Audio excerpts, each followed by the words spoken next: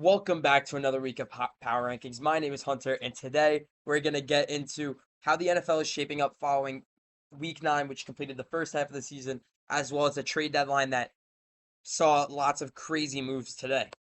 Like and subscribe, so much content on the way, and let's get into it. Number 32, I have the Tennessee Titans. They didn't do much at the trade deadline, but this team is still one of the worst rosters in the league. Cam Ward has not really shown signs of being great throughout any of his first 9 games. Their only win was really because of an error on the Cardinals' part, and this Titans team has just really been just not competitive whatsoever. And something needs to change. They already fired their coach. They're going to need to get rid of some of these veterans. I'm shocked they didn't ship off a Tony Pollard or a Calvin Ridley at the deadline, but if it's going to help Cam Ward develop, then might as well keep them in the lineup. Number 31, the Jets. They sold off Sauce Gardner and Quentin Williams. They began their rebuild. They have lots of picks to work with. They were on the bye week. And yeah, if you're a Jets fan, you got to be pretty positive about what happened at the trade deadline because this team genuinely has a good future now. Number 30, I have the Saints. This team did not move anybody other than O lineman and Trevor Penning at the deadline. The Saints lost to the Rams this week in what was a not so competitive game. It was over pretty early. And the Saints really just no direction. This team is competing for the first overall pick in the draft. Number 29, I have the Raiders.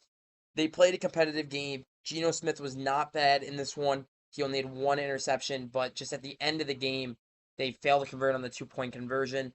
But Brock Bowers coming back really helped this offense start to do something, and it's a sign of things to come. This offense runs through a player like Brock Bowers. Number 20, I have the Cleveland Browns, who were on bye this week, so not much to say about them. And they only sold off a defensive end in Joe Tryon-Shoyinka at the deadline. So staying pretty pat were the Browns. Number 27, I have the Miami Dolphins, who lost on Thursday night. They did not look good at all offensively.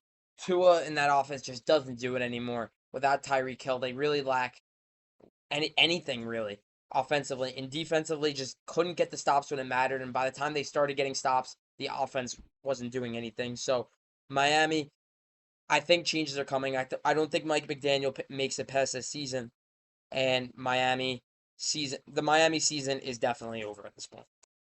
Number 26, I have the Bengals, who I think suffered a season-ending loss the other day to the Bears. How do you lose when you put up 42 points? It's the Cincinnati Bengals way of play. This defense has been really bad for a year and a half now and has cost this offense, which has been the best offense in the league since Joe Flacco arrived. They're 1-3. Like, it's just not enough from this defense, and the Bengals are out of the playoff race because of it. And they didn't do much selling at the deadline. Lots needs to change in Cincinnati. 25, I have the New York Giants, who Jackson Dart looked good again, but defensively just couldn't get a stop when it mattered, and they lose to the Niners. Really, just this season is just about seeing more growth from Jackson Dart, who has looked really good in his rookie season. Number 24, I have the Washington Commanders, who lost Jaden Daniels to injury, lost Marshawn Lattimore to injury, and lost Luke McCaffrey to injury. Really just been the story of their season, just injury after injury, and this team has little to no hope of making the playoffs at this point.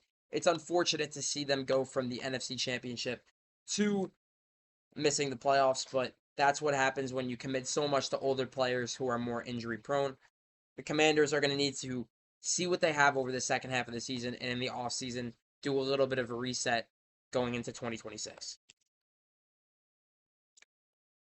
Number 23 are the Dallas Cowboys, who lost on Monday night to the Cardinals. Defensively, just could not stop Jacoby Brissett. And offensively, just really did not get it going. And the offense has been their saving grace this season, and it just was not in their game on Monday night. They added Quentin Williams and Logan Wilson, which should improve that defense, but Dallas is going to need to start winning games soon if they want any intention of doing something in 2025. Number 22, I have the Cardinals, who that was probably the biggest win of their season so far. They beat the Cowboys on Monday night. Jacoby Brissett was good. He is now the starting quarterback of the Cardinals. I don't know how long Kyler Murray's out for, but they're keeping Jacoby Brissett for now. So the Cardinals obviously have something rolling. They played two competitive games against two good teams and then come out of the bye and beat the Cowboys. Cardinals playing good football as of late. Number 21, I have the Atlanta Falcons, who dropped the game by a missed extra point to the Patriots. Drake London was excellent. Michael Penix was excellent. Just they fall 1 point short. And Atlanta, they go into this game in Germany against the Colts where they probably need to win if they want to do anything in the NFC that is very competitive this year. And if they get a similar game out of Drake London and Michael Penix and Bijan, they have the opportunity to do just that. Number 20, I have the Houston Texans, who are 3-5 after their loss. CJ Stroud got hurt early, but really they kept the Broncos in check and just couldn't win the game because offensively just wasn't there. Davis Mills did not do much for this Texans offense. And the Texans, that's a game they need to win if they want to be in the playoffs this year. And they just have been on the wrong side of those games all year. We'll see CJ Stroud's health status throughout the week, but they're going to need CJ Stroud back if this offense wants to do anything and bail out their very good defense. Number 19, I have the Minnesota Vikings. They get back to 500 by beating the Lions. And what was a great win? J.J. McCarthy was good. The whole offense was just moving a lot better than they did with Carson Wentz in the last few games of his tenure as a starter. And Minnesota, that was a defining victory, that this team is still in this NFC North. And getting one over the Lions was so huge for their playoff aspirations. And we'll see where it takes them. They have a big game against the Ravens, another team that kind of is in a similar situation. Their quarterback just came back, and let's see how they do against the Ravens in that game. Number 18, I have the Carolina Panthers, who pick up a big, big win over the Green Bay Packers. Just, it was good football. Bryce Young was not his best, but Rico Dowdle has been a top 3 running back in football this year. He's just been that good. And that's going to be the Panthers' way of needing to win games to make the playoffs. They're just going to need to run Rico Dowdle down the other team's throat the other game, like the whole game. And they'll have a very good chance to win a lot of football games this year and potentially sneak into the playoffs. Number 17, I have the Jaguars. They came up with the victory. They added Jacoby Myers today. This team, I moved them down a spot, but picking up the victory was huge for their aspirations this season. They need to win football games. They weren't doing it before the bye, and they come out of the bye and just do just that. They just got the job done, and they added Jacoby Myers, so this Jaguars team thinks that they can compete. Number 16, I have the Ravens. This team looks so much better with Lamar Jackson at quarterback, and they just picked up the win that they needed to pick up. And this Ravens team is probably one of the scarier 3-5 teams that you'll see because it was injuries that derailed this team, but now that they're getting back to healthy, nobody wants to play the Ravens at this point in the season.